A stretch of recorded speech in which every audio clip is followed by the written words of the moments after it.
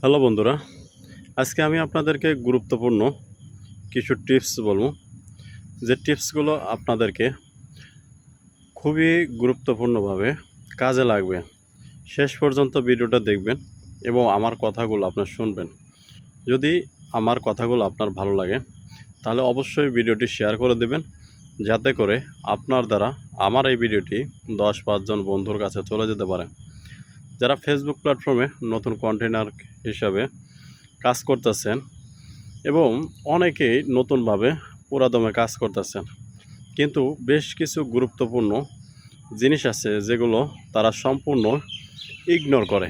এখন এই টিপসগুলো নিয়েই কিন্তু আজকের আমার মূল আলোচনা। যাই হোক, আপনারা যদি কোনো কথাটা স্কিপ করেন বা বুঝতে কষ্ট হয় অবশ্যই কমেন্ট বক্সে বলবেন, তাহলে আমি আপনাদের জন্য নেক্সট টাইমে সেটার জন্য গুরুত্বপূর্ণভাবে ভিডিওটা তৈরি করব, যাতে করে আপনাদের জন্য আরও সহজ হয় ইনশাআল্লাহ।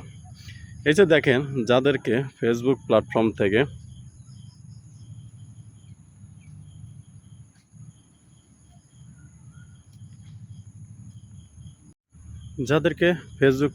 থেকে এবং মেটা আপনাদেরকে যে ব্যাংক সেটআপের জন্য যে এই যে আমার স্ক্রিনের উপর দেখেন কত সুন্দরভাবে লেখা আছে, এরকম লেখাটি যদি থাকে তবে ফার্স্ট টাইমে আপনারা অবশ্যই আপনাদেরকে পে আউট সেটআপটা সেট করে নেবেন।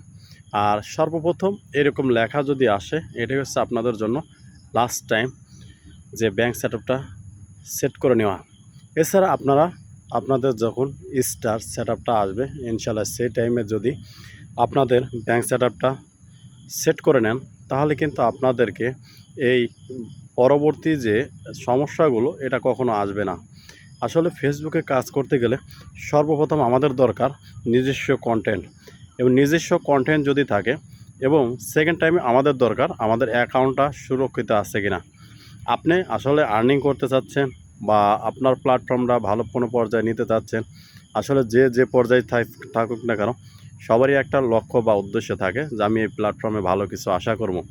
এখন যে কোনো সময় আপনার একটা ভিডিও ভাইরাল হতে পারে, আপনার একটা কন্টেন্ট ভালো একটা জায়গা পৌঁছে যেতে পারে, এবং আপনার কথাটা কিছু পাবলিককে ভালো লাগতে পারে। তারা যদি কি আপনাকে গিফট করে কিছু পাঠাতে চায় আপনার অ্যাকাউন্টে, তখন কিন্তু পারবে না। আর এই যে দেখেন, লাস্ট হোল্ড এরকম অ্যাকাউন্টে যদি থাকে যে আপনার স্টার বা আপনার আর্নিংয়ের লাস্ট ডেট 22 তারিখ আগস্টে বা সেপ্টেম্বরের 22 তারিখ বা 22 তারিখে, এগুলো যদি থাকে তবে অবশ্যই আপনারা কি করবেন, আপনাদের ওই তারিখের আগেই কিন্তু আপনাদের ব্যাংক সেটআপটা করে নেবেন প্লিজ।